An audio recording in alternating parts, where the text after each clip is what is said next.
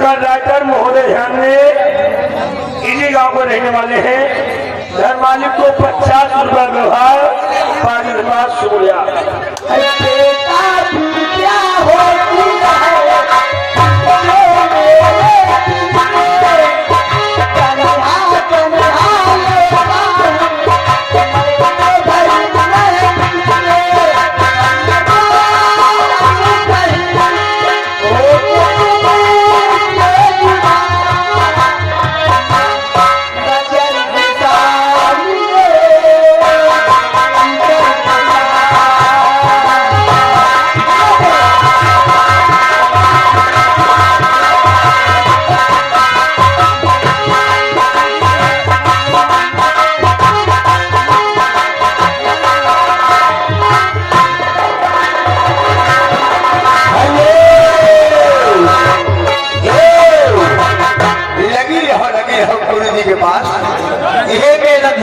देखिए घर मालिक की तरफ से सूचना आ रही क्या भैया, जो आप मंच के बगल में खड़े हैं मशीन के पास, आप लोग वहां से हट जाएं या तो बैठ जाएं भैया, महान कृपा होगी।